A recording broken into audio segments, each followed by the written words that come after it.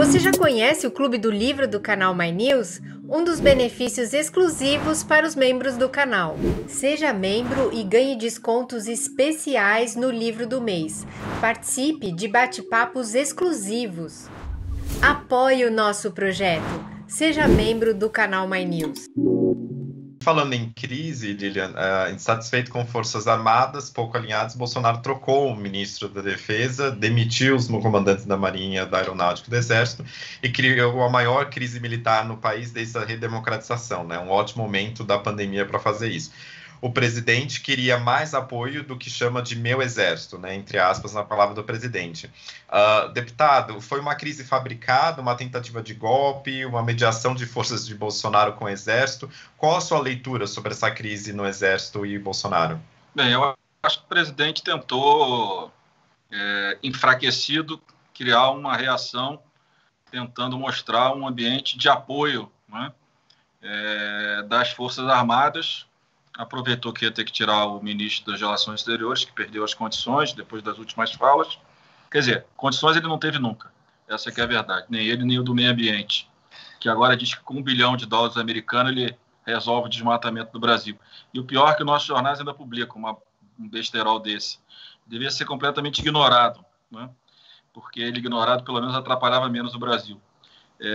Então, o que eu acho que toda vez que ele está acuado, ele paga para ver e vai testando os nossos limites, os nossos, que eu digo, da sociedade, das instituições.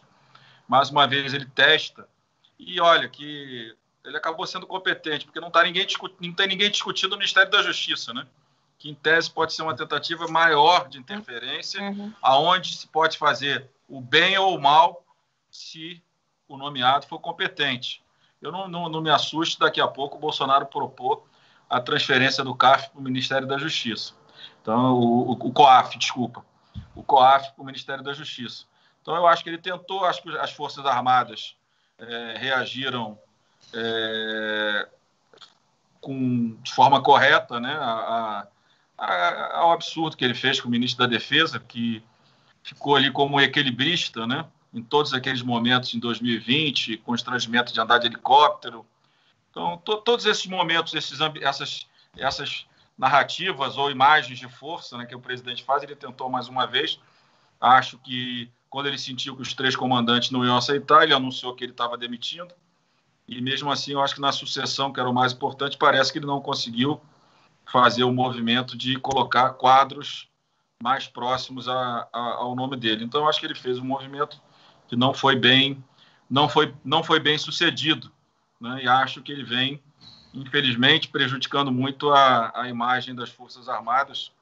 E foi bom, mesmo tardio, foi boa a reação das 3 forças contra essa interferência, essa tentativa de interferência que ele e esse grupo, esse mundo radical dele, eles fazem. Eu acho que é importante a gente pensar também, esse grupo todo que apoia o presidente, Vila, que não são... Claro, não vou dizer que são os 30, né? Os 30 ainda tem parte dos nossos empresários que são muito flexíveis e coniventes, né? Porque todo mundo quer abrir aí o capital da sua empresa, quer captar dinheiro, quer ganhar dinheiro no mercado financeiro. O próprio mercado financeiro muito conivente com Paulo Guedes, que de fato, como a Lília falou, né, resolvia com pouco dinheiro o Covid, e a gente sabe que estamos vendo aí o resultado de tudo, né?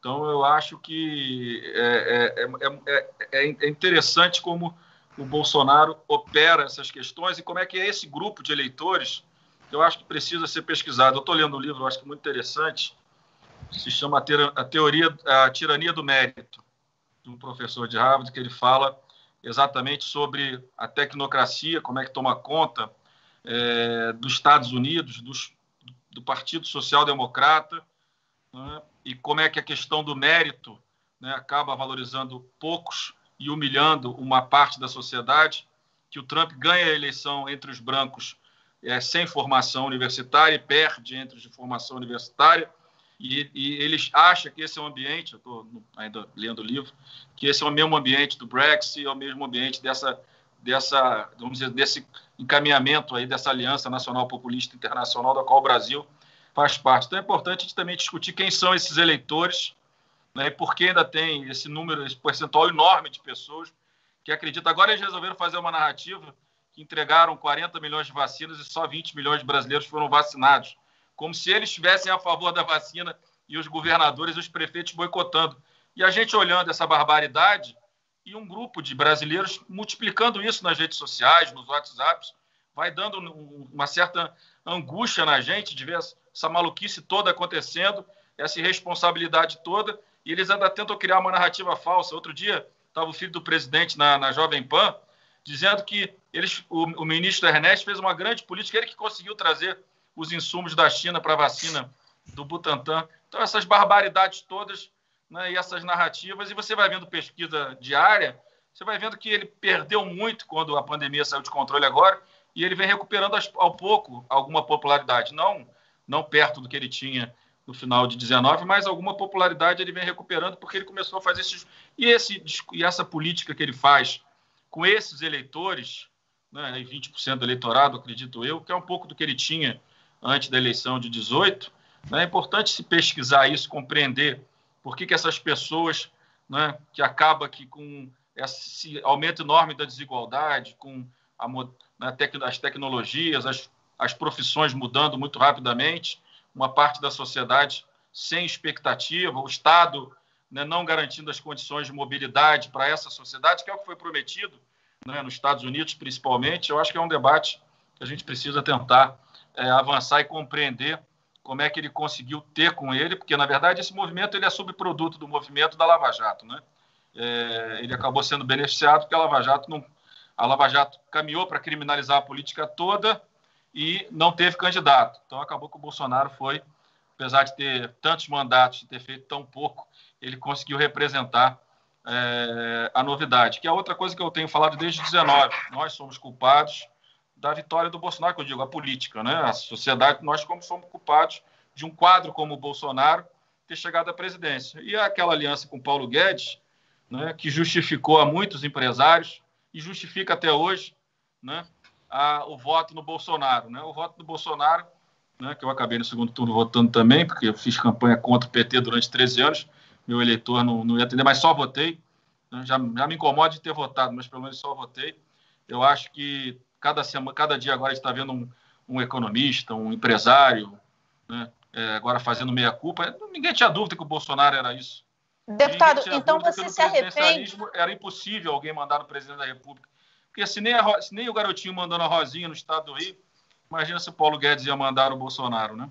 Deputado, então você se arrepende de ter votado no... Não, eu tenho todo um processo de líder de oposição, de presidente de partido de oposição ao PT. Eu teria muita dificuldade de justificar para o meu eleitor o voto no Fernando Haddad, apesar de saber que ele era uma pessoa, pelo menos do ponto de vista democrático, muito melhor que o Bolsonaro. Eu sabia quem era o Bolsonaro, ninguém me conhecia do Rio de Janeiro, conhecia do Congresso. Talvez eu tenha errado na minha avaliação sobre as qualidades do Paulo Guedes. Talvez, como um palestrante, ele seja um ótimo estimulador de plateias, né? Mas como ministro da Economia se mostrou um fracasso. E na mesma linha, ele é tão negacionista como o Bolsonaro. Em relação à justificativa do meu voto, que foi uma política econômica mais liberal, eu não tenho dúvida que ali talvez eu me arrependa. Agora, em relação ao Bolsonaro, ninguém pode se arrepender, porque todo mundo conhecia o Bolsonaro. Uma vez eu tive um almoço com os empresários, quando a gente estava discutindo, inclusive, o apoio ao Ciro Gomes, juntou um grupo de empresários no Rio, do Brasil, pediu para almoçar comigo, e eu disse, vocês estão aqui pedindo para eu apoiar o Geraldo Alckmin, porque vocês sabem que eles vão perder, vocês já estão apoiando o Bolsonaro. Vocês vão ver o que vai acontecer. Então, eu não me arrependo, porque eu sabia, né, quem é que não via os vídeos do Bolsonaro atacando a democracia, mas, naquele momento, eu como político, com o tempo que eu tinha de Congresso contra o PT, talvez hoje, por tudo que eu construir na presidência, de reaproximação com os partidos de esquerda, talvez eu certamente eu votaria no Fernando Haddad. Mas em 18, com as informações que eu tinha, com o que eu tinha construído, era muito difícil. Mas eu não me enganei com o Bolsonaro. Talvez eu tenha me enganado com o que o Paulo Guedes representa hoje na política econômica brasileira. E em 22, o senhor seria capaz de apoiar o Lula no primeiro turno? Eu acho muito difícil apoiar o Lula no primeiro turno, até porque Primeiro é o seguinte, eu apoiar o Lula no primeiro turno dependeria muito do meu partido, né, que eu vou sair do Democratas. Talvez se a minha decisão caminhar para o partido, caminhar para o PMDB, se o PMDB oficialmente apoiar o Lula, eu sempre sigo a orientação do meu partido, mas eu não acho nem que o PMDB vai apoiar o Lula no primeiro turno, nem acredito que hoje a minha tendência maior não é mais... Eu acho que a questão do PMDB do Rio está muito complicada e eu não posso me abraçar com os problemas que não fui eu que construí com o MDB do Rio. Então, para onde o partido que eu vá me filiar, das opções que eu tenho, acho que nenhum deles majoritariamente tende a apoiar o Lula. Então, eu como sou partidário, acho que a questão partidária é muito importante para a democracia, eu acho que é muito difícil que eu caminhe num apoio ao Lula no primeiro turno. Agora, no segundo turno, eu espero que pelo menos ele ou um dos dois esteja fora, aí facilita a nossa vida. Até porque eu acho que é mais fácil o Lula estar no primeiro turno, no segundo turno, do que o Bolsonaro hoje, né? Eu acho que o Bolsonaro, de fato, vai ter muita dificuldade, porque eu acho que as políticas colocadas nessa segunda onda são muito tímidas em relação ao que a população precisa. Mas acho difícil. Eu acho mais fácil a gente tentar construir uma candidatura no campo da centro-direita, se possível com a centro-esquerda. Eu acho que seria uma candidatura com maior chance de ir para o segundo turno, já que os dois polos são muito fortes e precisaria organizar os votos com uma chapa com alguns compromissos, principalmente na agenda econômica, mas não acho simples. Mas o ideal é que o campo aqui é PMDB, PSDB, Cidadania, que a gente construa uma candidatura apenas. E se for Lula e Bolsonaro no segundo turno? Olha, Lula e Bolsonaro no segundo turno, eu espero que o Lula tenha um vice que nos dê algum encaminhamento para o centro, compromissos que o Lula no primeiro governo cumpriu, mas é muito difícil, né? É uma situação muito difícil. No Bolsonaro, de forma nenhuma, porque o Bolsonaro tem uma questão democrática muito clara, que ele quer desorganizar, quer dizer, construir um novo modelo de governo no país, né? Mas, né, para votar no Lula do segundo turno, com tudo que eu construí, não é uma decisão mais simples do mundo, né? Então, o que eu espero é que o nosso campo aqui, que tem que construir um quadro, tenha as condições de sair unido e fortalecer um nome que possa passar de 20%.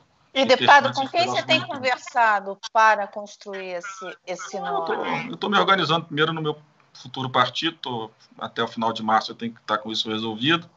Eu converso, outro dia fiz um debate com Ciro Gomes, eu converso muito com Dória, converso sempre com Eduardo Leite, com Luciano Huck, acho que são os nomes colocados. Eu, no final, acho que no campo da centro-direita acaba se organizando no entorno do governador de São Paulo. Eu acho difícil ser diferente disso, pelo que São Paulo representa na economia brasileira, por maior dificuldade que muitos articulistas falam sobre a dificuldade do Dória em São Paulo e para sair de São Paulo. Eu acho que no final, se ele tiver competência, a questão da vacina vai ajudá-lo muito nesse processo, né? Não ajuda ainda, porque eu acho que ele comunica mal como governante, eu acho que comunicava bem como empresário e comunica mal como governante. Mas eu acho que desses nomes aí, ou se a gente quiser fazer uma aposta de médio e longo prazo, o governador do Rio Grande do Sul, que é um excelente quadro, mas acho que para uma vitória, não sei se é simples que ele consiga. Agora, se a gente conseguir unir todo esse nosso campo com PDT e PCdoB, criando uma candidatura de centro aí, né, forte, eu acho que seria o mundo ideal, mas a gente sabe que o mundo ideal é difícil de ser construído porque todo mundo que assinou aquela carta, todo mundo ali hoje é candidato de qualquer jeito, né? Eu acho que no final, quem está fora dos nomes colocados é que vai ter que pressionar os candidatos para dizer que ninguém quer uma aventura. Todo mundo quer construir um campo vitorioso.